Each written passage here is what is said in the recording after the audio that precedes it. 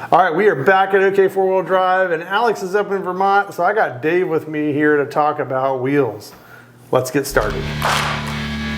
The best products and best service from people who care and love what they do. OK 4-Wheel Drive, outfitting vehicles since 1979. When you steer away from the OEM wheel that's on your vehicle, when you want something a little bit bigger, when you want to move to, let's say, a 17 from a 16 on a Tacoma, or on a Tundra from a 17 to 18 maybe, something like that, or even larger. What are some of the initial things that you should consider when you're talking about aftermarket wheels? Whenever you go up in diameter, you go up in price. Sometimes it doesn't make sense because the rubber is actually shorter, because the tire diameter might be the same. It's still more expensive. When you go to aftermarket wheels, you're going to be going to fitments that are not OE, so you tend to get further out, and which can cause some fitment issues, and also you get wider, which will cause some fitment issues. Okay, so this is a method wheel, right? Method wheel 704, pretty attractive. Timeless design, I like to say, because they're not super flashy. They usually are a +1 fitment where they're not crazy outside of the OE fit. This particular wheel has what's called a bead grip. It allows for the lower air pressures that you might run off-road, and the bead is less likely to slip on here. So a lot of guys that are going off-road want to air down, and this helps them go lower without worrying about popping the tire off the bead. The wheel has a probably a 0 offset would be my guess. Okay. A positive offset would mean that the hub would be closer to the face of the wheel.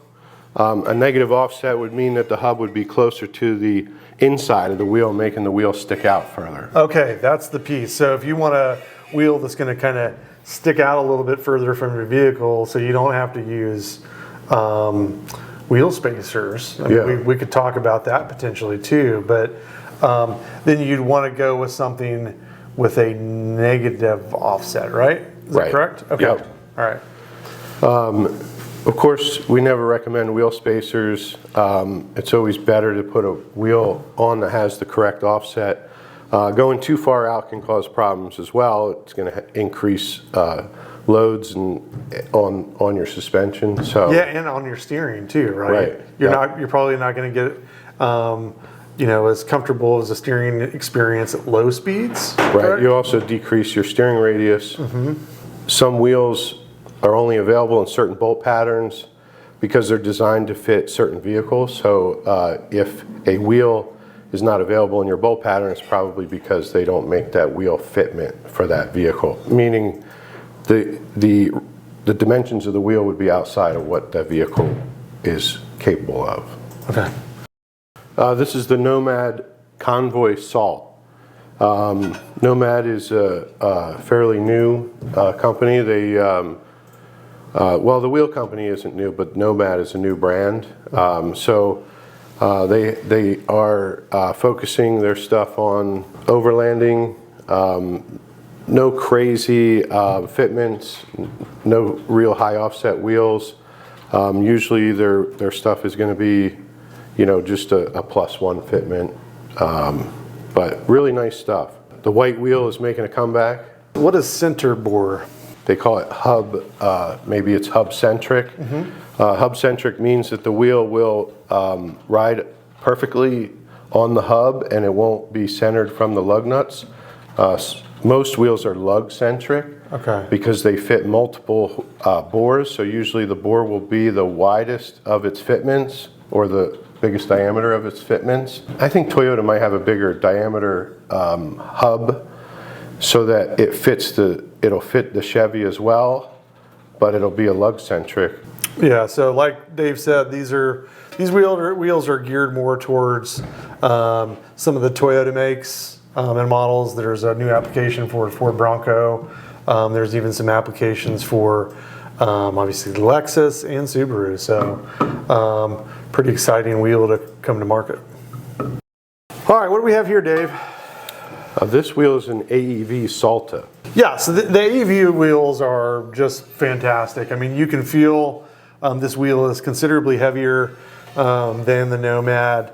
You know, solid construction, as you can see here. You know, this hub bore, right, is substantially smaller than the vehicle that we looked at, or the wheel we looked at prior, right?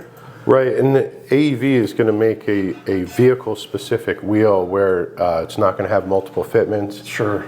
So they can make the bore fit perfectly on that vehicle. They don't have to make it for multiple fitments. You know, everything about it will be a very specific fitment.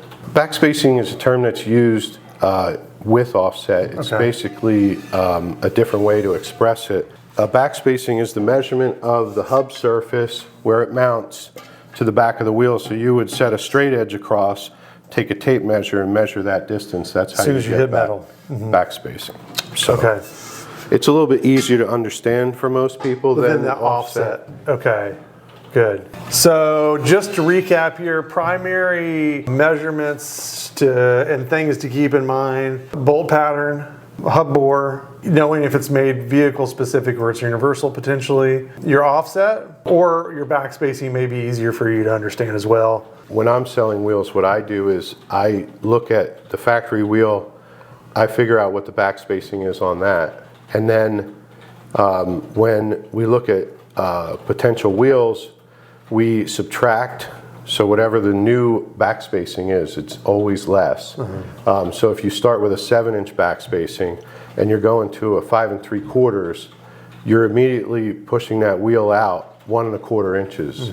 And then if the wheel is a wider wheel, you add the extra width to that, and that's how far you're pushing the wheel out. So if you're going from an 8 to a 9, you're adding an additional inch. So you're immediately 2 1/4 inches out further than the stock wheel was. So that's what we look at. All right, that's a wrap. Thanks so much, Dave. These are some wheel options for you here at OK 4-Wheel Drive. Make sure you like, subscribe, and smash that bell for notifications, and we'll see you next time.